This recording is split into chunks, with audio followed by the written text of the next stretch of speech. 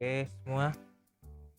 Perkenalkan, di sini kami dari kelompok 3 dari manajemen jaringan kelas B ingin mempresentasikan hasil kerja dari kelompok 3.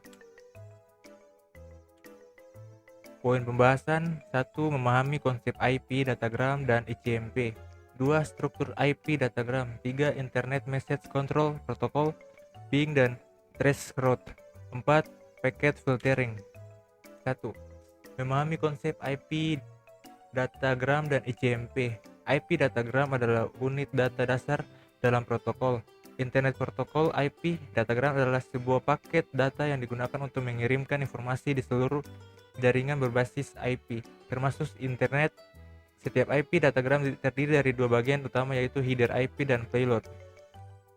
Header IP berisi informasi yang diperlukan untuk mengarahkan dan mengirim IP datagram ke tujuan yang benar. Ini mencakup alamat IP, sumber, dan tujuan, informasi pengalamatan TTL atau time to live untuk mencegah loop tak terbatas, serta informasi lainnya seperti jenis protokol yang terkandung dalam payload.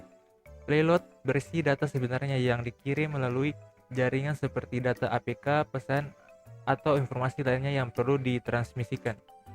Memahami konsep IP data datagram dan ICMP. ICMP adalah protokol tambahan yang digunakan dalam jaringan IP untuk mengirim pesan kontrol dan kesalahan. Ini memungkinkan perangkat jaringan untuk berkomunikasi mengenai status jaringan, masalah, atau peristiwa penting lainnya. ICMP digunakan untuk perangkat jaringan berinteraksi satu sama lain dalam berbagai cara, termasuk 1. Mengirimkan pesan kesalahan, 2. Pengujian koneksi, 3. Menjalankan traceroute.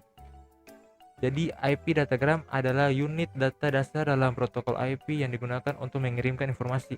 Sedangkan ICMP adalah protokol tambahan yang digunakan untuk berkomunikasi, pesan, kontrol, dan kesalahan di dalam jaringan IP.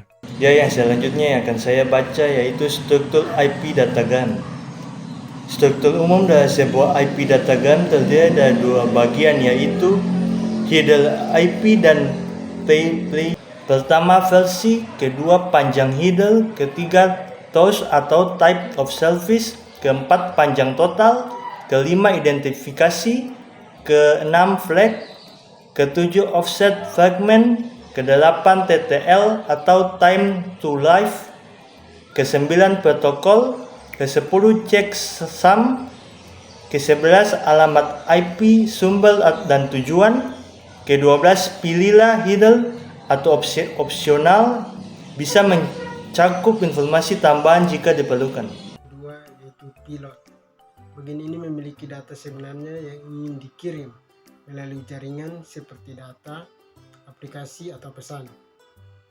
Dan yang berikut yang ketiga yaitu ICMP, yang artinya Internet Central Messaging Protocol. Artinya ICMP adalah protokol yang ingin digunakan dalam jaringan IP untuk mengirim pesan kontrol dan kesalahan. Dua contoh penggunaan ICMP adalah ping dan traceroute. Ping ICMP digunakan dalam perintah ping untuk menguji koneksi perangkat jaringan atau host lain. Ketika kita melakukan ping ke host, pesan ICMP echo request dikirim ke host, dan jika host tersebut aktif, ia akan merespon dengan pesan ICMP echo reply. Selanjutnya, tranceorte.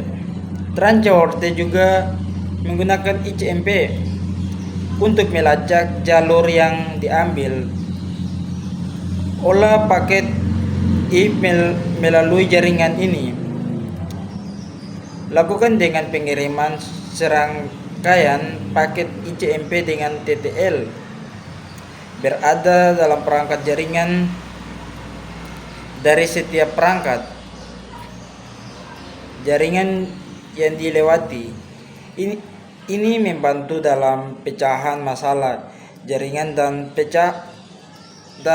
pemahaman tentang bagaimana paket mencapai tujuan. Pada berikutnya itu paket filtering. Paket filtering adalah teknik yang digunakan dalam hardware dan perangkat jaringan.